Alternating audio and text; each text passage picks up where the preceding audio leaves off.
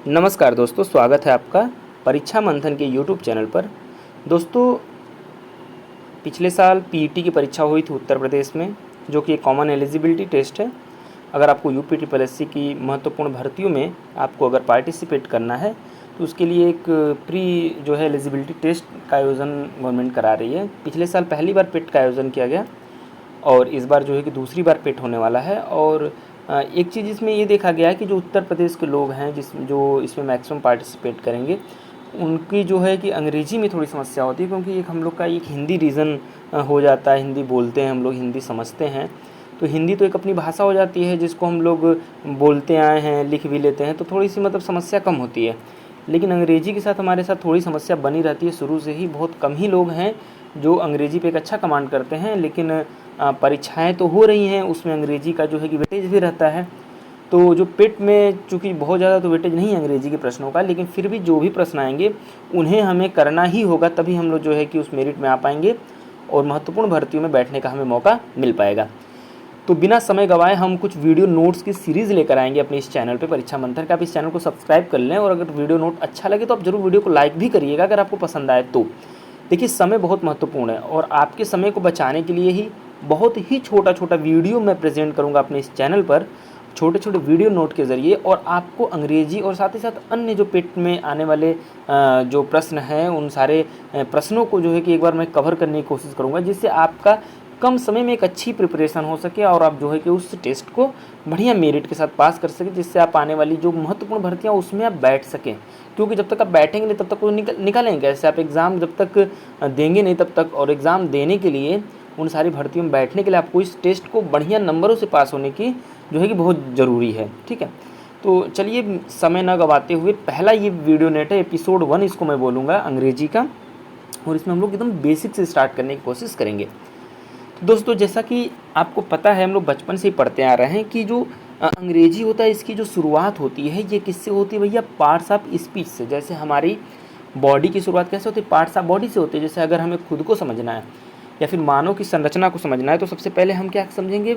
मनुष्य की संरचना हुई कैसे, हमारी बॉडी क्या है, हमारी बॉडी के पार्ट्स क्या हैं, जैसे हाथ क्या है, नाक क्या है, मुंह क्या है, इन सबको हम समझने की कोशिश करते हैं। इनके क्रियाकलापों की ये किस लिए बने हैं इनको समझते हैं, फिर धीरे धीरे जो है कि हम बाकी चीज़ों का अध्ययन करते हैं। उसी प्रकार अंग्रेजी में भी है। अंग्रेजी शुरुआत करने के लिए सबसे पहले हम पढ़ते हैं पार्ट्स ऑफ स्पीच। अब इसमें देखिए स्पीच आता है, तो स्पीच का मतलब क्या हो गया कि कोई भी वाक्य जिसको आप हिंदी में वाक्य बोलते हैं, जैसे कि राम खाना खा रहा था, ये एक वाक्य अगर इसको अंग्रेजी में बोले कि Ram was eating the food या Ram was eating the meal, तो ये क्या है? एक ये वाक्य ही है। और अंग्रेजी में इस वाक्य को ही सेंटेंस बोला जाता है, या फिर कभी कभी ग्रामेटिकल फॉर्म में यानी कि व्याकरण के दृष्टिकोण से उसे स्पीच भी बोला जाता है।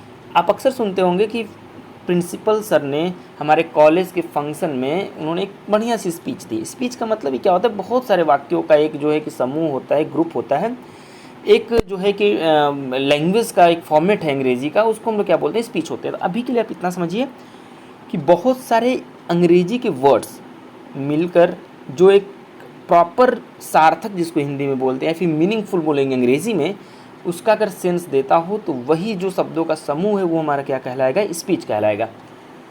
तो स्पीच किससे बना है भैया? वर्ड्स से मिलके स्पीच बना है। अब हम देखेंगे कि ये स्पीच जो होते हैं इसके पार्ट्स क्या क्या होते हैं, यानी कौन कौन से पार्ट जो होते हैं इस स्पीच के हिस्सा होते हैं। तो सबसे पहले हम ये जानेंगे कि अंग्रेजी भाषा में कुल 8 प्रकार के जो है कि पार्ट्स पाए जाते हैं, पार्ट्स ऑफ स्पीच पाए जाते हैं। इन्हें जो है क्रम से क्या बोलेंगे भैया? सबसे पहले तो जैसे आप हिंदी में बोलते हैं संज्ञा, यानी कोई भी काम करने वाला क्या होता है? संज्ञा होता है। तो इसमें हम लोग क्या बोलेंगे? संज्ञा को नाउन बोलेंगे। अंग्रेजी का जो पहला पार्ट्स ऑफ स्पीच है वो क्या है? नाउन।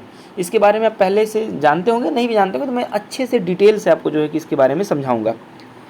दूसरा जो है वो है प्रोनाउन, जिसको हम हिंदी में सर्वनाम बोलते हैं, जो नाउन की जगह प्रयोग होता है। जैसे कि अगर मैं नाम ले लूँ कि राम, श्याम, या फिर किसी पुस्तक का नाम ले लूँ जैसे गीता, महाभारत, कुरान, या फिर मैं किसी खेल का नाम ले लूँ जैसे हॉकी, क्रिकेट और फुटबॉल, या किसी पहाड़ का नाम ले लूँ जैसे हिमालय, अरावली, अलास्का, या मैं किसी मरुस्थल का नाम ले लूँ जैसे थार और क्या बोलते हैं सहारा, तमाम प्रकार के मंगोलिया के जो रेगिस्तान है। तो नाम जब मैं लेता हूँ किसी चीज़ का, यानी कि नाउन क्या है? कोई नॉमिनेटिव वर्ड है। इसको मैं आगे और बताऊंगा डिटेल में, अभी कोई बहुत इसमें परेशान होने की आवश्यकता आपको नहीं है।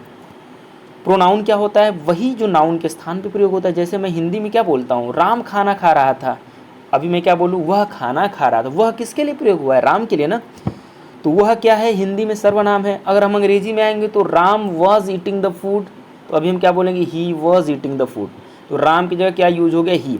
तो ही हो गया, सी हो गया, इट हो गया, दे हो गया, ये सारे क्या होते हैं भैया, प्रोनाउन होते हैं। ठीक है, pronoun is use in the place of noun.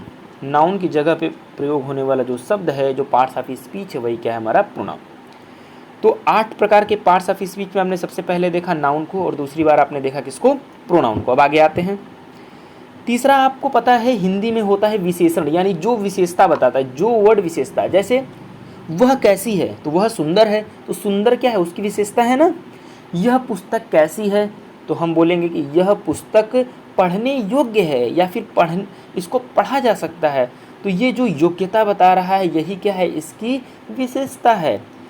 यह खेल कैसा है, यह खेल कठिन है, तो कठिन क्या है, इस खेल की विशेषता बताता है ना। तो इसी विशेषता को हिंदी में बोलते हैं विशेषण, और अंग्रेजी में बोलते हैं एडजेक्टिव। ठीक है भैया, इसके बारे में डिटेल में हम लोग आगे बात करेंगे। अभी बस आप इतना समझ लें कि पार्ट्स ऑफ स्पीच होते क्या और इनके मायने क्या है, इनके मतलब क्या है। चौथा आता है हमारा पार्ट्स ऑफ स्पीच, जो क्या होता है, वर्ब। हिंदी में बोले तो क्रिया। तो जैसे राम खाना खा रहा था, अब मैं इसको क्वेश्चन मार्क लगा दूँ, बोलूँ कि राम क्या कर रहा था, तो एक्चुअल में मैं ये पूछना चाह रहा हूँ कि वो काम क्या कर रहा था। तो जो काम होता है, जिसको क्रिया भी बोलते हैं, उसी को अंग्रेजी में बोलते हैं वर्ब। यानी कि ईटिंग, खाना ना, खाना खाना ही क्रिया है, और उसको अंग्रेजी में बोलेंगे ईटिंग, यानी ईट ही क्या है, यहाँ पे वर्ब है। तो वर्ब क्या होता है, कितने प्रकार के होते हैं, इनके रूल्स क्या हैं, किस तरीके के प्रश्न बनेंगे हमारी परीक्षा में, इसके बारे में हम लोग आगे विस्तृत चर्चा करेंगे। तो आपने देखा नाउन, फिर आपने देखा प्रोनाउन, फिर आपने देखा एडजेक्टिव, फिर आपने देखा वर्ब। अब आगे आते हैं एडवर्ब, यानी कि जो आपने ऊपर एडजेक्टिव को देखा था, जो नाउन और प्रोनाउन की विशेषता बता रहा था, अभी जो एडवर्ब है, यह किसकी विशेषता बताएगा, ये किसी वर्ब की विशेषता बताएगा, या किसी एडजेक्टिव की विशेषता बताएगा। यही हमारा क्या होता है, एडवर्ब। जैसे एग्जाम्पल लेते जाइए, वह सुंदर लड़की है, मैंने बोला वह सुंदर लड़की है, तो सुंदर क्या है भैया, एडजेक्टिव है ना, उस लड़की की विशेषता बताता है, विशेषण है। ठीक है, अब मैं बोलूँ वह बहुत ही सुंदर लड़की है, यानी कि बहुत ही क्या है, ये सुंदरता की विशेषता बताता है। सुंदर तो है लेकिन कम है, कि सुंदर ज़्यादा है सुंदर, तो मैं बोलता हूँ बहुत ही सुंदर है, यानी कि सुंदरता की विशेषता बताता है ना। तो सुंदर तो खुद एक विशेषण था, अब उसकी विशेषता बता रहा है बहुत, यानी कि जो विशेषण की विशेषता बताता है वो हमारा क्या हो जाता है, एडवर्ब होता है। जैसे वह खेल रहा है, खेलना हो गया। अब मैं बोलूँगा वह बहुत देर से खेल रहा है, यानी खेलने की भी विशेषता बता रहा है कि बहुत देर से, तो वो क्या होता है, एडवर्ब होता है। तो जो वर्ब की भी विशेषता बताते हैं या फिर एडजेक्टिव की विशेषता बताते हैं, तो वो होता है एडवर्ब। इसीलिए देखेंगे ये दोनों से मिलकर बना है, एड तो एडजेक्टिव हो गया, वर्ब का मतलब क्रिया हो गया। अब 5 आपने देख लिया पार्ट्स ऑफ स्पीच। अब 3 और महत्वपूर्ण होते हैं जो परीक्षाओं में अक्सर इनसे प्रश्न बनते हैं। तो छठा नंबर है किसका, प्रीपोजिशन का। तो प्रीपोजिशन का मतलब हो गया भैया समुच्चय बोधक अव्यय। क्या बोलते हैं, समुच्चय। जैसे मैं बोलूँ ना कि यह किताब कहाँ पर है, तो आप बोलेंगे यह किताब टेबल पर है, तो ये जो पर है यही क्या है, प्रीपोजिशन है। यानी कि किसी चीज़ की जो स्थिति हम बताते हैं या उसके समुच्चय का बोधक करते हैं, तो वो सारे वर्ड जो होते हैं प्रीपोजिशन कहलाते हैं। जैसे this book is put on the table, यह किताब इस टेबल पर रखा गया है, तो पुट ऑन द टेबल, तो ऑन द टेबल हो गया। ऑन यहाँ पे क्या है भैया, प्रीपोजिशन है। वह जयपुर जा रहा है, he is going to Jaipur, तो जयपुर के पहले टू लग गया ना, तो ये टू क्या होता है भैया, प्रीपोजिशन होता है। क्लियर हुआ ना, आगे हम लोग इसके बारे में विस्तृत अध्ययन करेंगे। आगे आते हैं कंजंक्शन, संयोजक। तो ये हिंदी में भी होता है, जैसे राम और श्याम, तो और क्या है, कंजंक्शन है ना, राम या श्याम, तो या क्या है भैया, कंजंक्शन है ना, या तो, या फिर, ये सारे वर्ड जो दो अलग अलग स्पीचेस, दो अलग अलग वर्ड को जोड़ते हैं, तो जोड़ने का काम क्या करता है हमारा, योजक या संयोजक, अंग्रेजी में बोले तो कंजंक्शन। कंजंक्शन, इसके बारे में भी आगे हम लोग डिटेल में पढ़ेंगे। और जो सबसे अंतिम पार्ट्स ऑफ स्पीच है वह है हमारा इंटरजेक्शन, यानी कि विस्मयादिबोधक अव्यय। अब देखिए विस्मयादिबोधक, जैसे अक्सर हम क्या करते हैं कि किसी चीज़ को जब हम ऑब्जर्व करते हैं तो वो हो सकता है कि कुछ हमारे नॉर्मल चीज़ों से परे हो जाए। जैसे हम लोग क्रिकेट खेल रहे हैं और लग रहा है कि हम तो यार क्रिकेट हार जाएंगे, लेकिन लास्ट में जीत जाते हैं तो वो कहते हैं ओ माय गॉड, या इस टाइप का जो हम एक्सक्लेमेटरी, मतलब सडन टाइप की फीलिंग आती है, वो सौरों की भी हो सकती है। सडन कुछ भी ऐसी कैजुअलिटी होती है तो हम तुरंत जो है कि सौरों में चले जाते हैं, वो सिट या इस टाइप की चीज़ें बोलते हैं, जो भी मैं एग्जांपल बता रहा हूँ भैया, बुरा ना मानिएगा, ठीक है।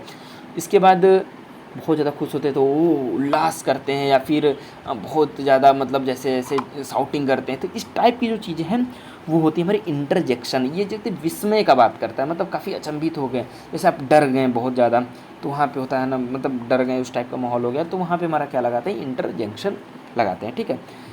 तो ये हमारे हैं 8 पार्ट्स ऑफ स्पीच। आपने इनके बारे में थोड़ी थोड़ी जानकारी लगी। स्पीड देखिए हो सकता है बहुत ज़्यादा हो मेरी, कोई दिक्कत नहीं, आप यूट्यूब पर जाइए, ऊपर आप जाएंगे तो एक स्पीड का जो है कि मेंटेन करने का आता है, उसमें 0.5 भी होता है, 1.5, मतलब बढ़ा भी सकते हैं घटा भी सकते हैं, तो आपको जैसे सुविधा लगे आप कर लीजिए।